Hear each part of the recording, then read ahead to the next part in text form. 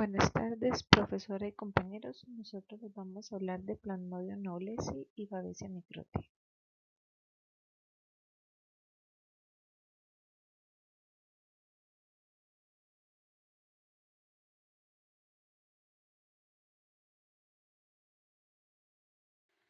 En la historia de Plasmodium knowlesi, el primer caso se presentó en 1965 y está presente al sureste de Asia.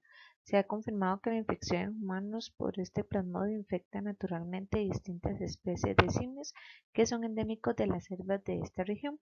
También se dice que es una enfermedad que no estaba siendo diagnosticada debido a la similitud morfológica de este plasmodium con Plasmodium malariae y Plasmodium falciparum.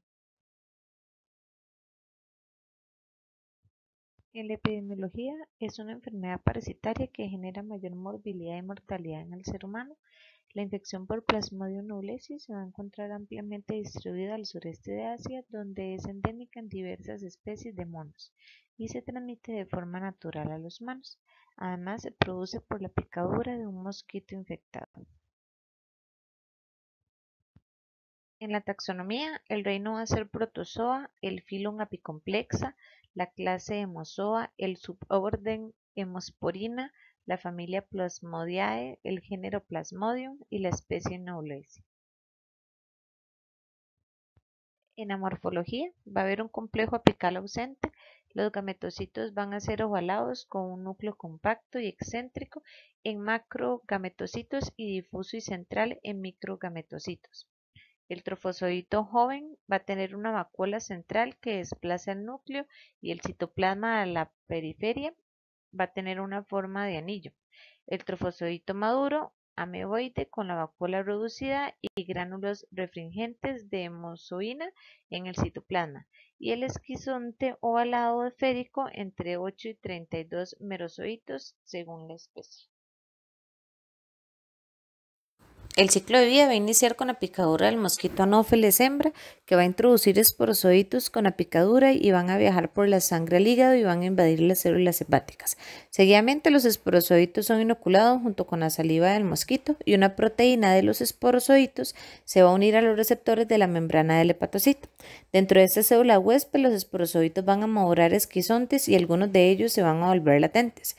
El hipnozoito, pasado cierto tiempo, se va a activar y se vuelve esquizonte en el tejido hepático. En el hepatocito se va a producir la replicación asexual y cada célula hepática infectada por esquizontes va a producir entre 10.000 y 30.000 merozoitos.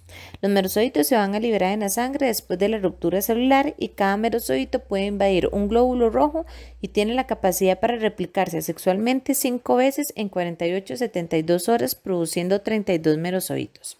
El glóbulo rojo se degrada y libera los nuevos merozoitos que pueden infectar otros glóbulos rojos vecinos.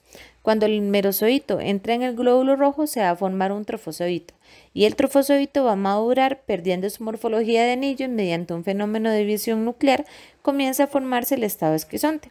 Cuando se produce la ruptura del eritrocito que los contiene, se van a liberar nuevamente a sangre merozoitos y algunos de los trofozoitos intraeritrocitarios van a madurar en formas sexuadas que van a ser los denominados gametocitos. No suelen aparecer hasta el segundo o tercer ciclo eritrocítico y los gametocitos, macho y hembra, van a ser absorbidos por el mosquito. La gametogénesis se va a producir en el intestino del mosquito. Cuando se efectúa la fertilización, se forma el cigoto. Patogénesis. Se han observado lesiones cerebrales, además del edema pulmonar que se presenta con parasitemias.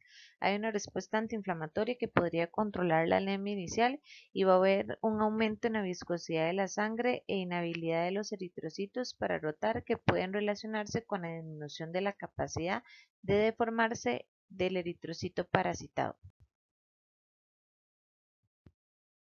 En el cuadro clínico, los síntomas son inespecíficos con una duración media de 5 días. Va a haber dificultad respiratoria, taquipnea y taquicardia, además de hepatomegalia y esplenomegalia, trombocitopenia sin presencia de hemorragia, hiperparasitemia, ictericia, además de fiebre, escalofríos, cefalia, anorexia, mialgias, dolor abdominal, disnea, tos productiva y con menor frecuencia, vómito y diarrea. En el diagnóstico se van a utilizar las pruebas rápidas y la PCR que van a resultar útiles para el diagnóstico, además de realizar un extendido gota gruesa para ver la relación que hay entre el parásito y eritrocito y así diferenciarlo de otro plasmodium. El tratamiento que se va a utilizar va a ser cloroquina más 15 miligramos de primaquina durante 2 días. Además, se puede utilizar mefloquina y quinina con doxiciclina. Y en el tratamiento, lo que se sugiere es que exista una reducción del contacto con el vector y que la persona use repelente de insectos, además de que use ropa que cubra la mayor parte del cuerpo posible. Babesia microti. Historia.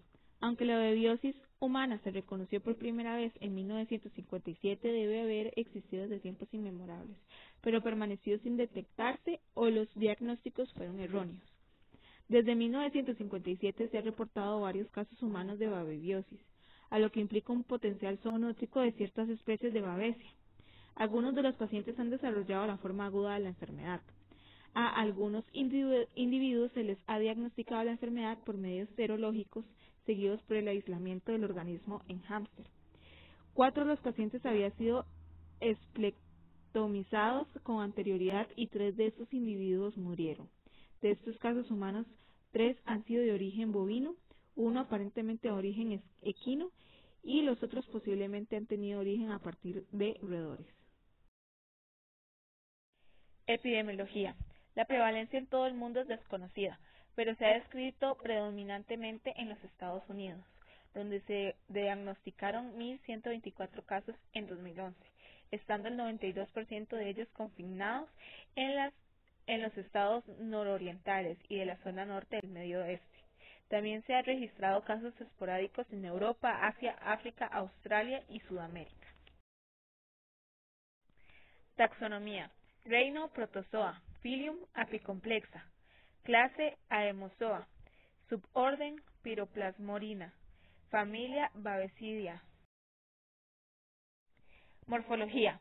Los estadios intraeritrocíticos merozoitos son pleomórficos, pudiendo observarse individualmente con forma redondeada o en parejas de aspecto piriforme, formando un ángulo agudo u obtuso, y de tamaño variable según la especie. El complejo apical carece de conoide.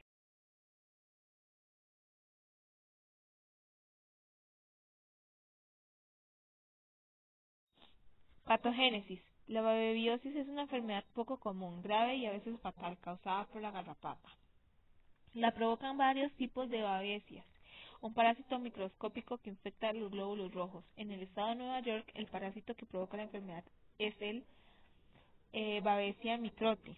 La enfermedad puede causar fiebre, fatiga y anemia hemolítica y puede durar desde días hasta meses. La infección puede no provocar síntomas. Cuadro clínico. La infección asintomática por Babesia puede persistir varios meses o años y no provocar síntomas durante toda su evolución en personas sanas, en especial mayores de 40 años.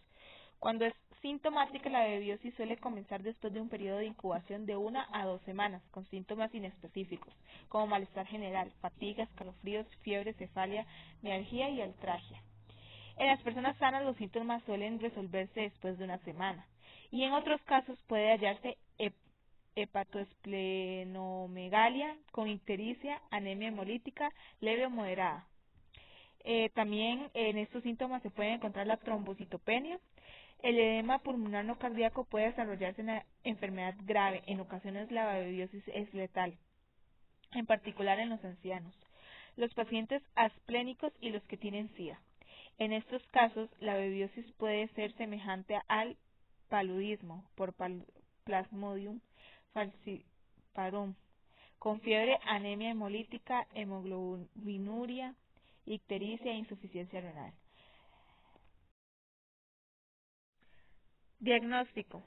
Las funciones de Giemsa y Wright para frotis sanguíneos identifican los parásitos en el interior de los eritrocitos, que tienen forma redonda, de pera u ovalada, con el citoplasma azul y la cromatina roja. La reacción en cadena de la polimerasa puede confirmar el diagnóstico al detectar el ADN de Babesia en la sangre del paciente. Manejo y tratamiento.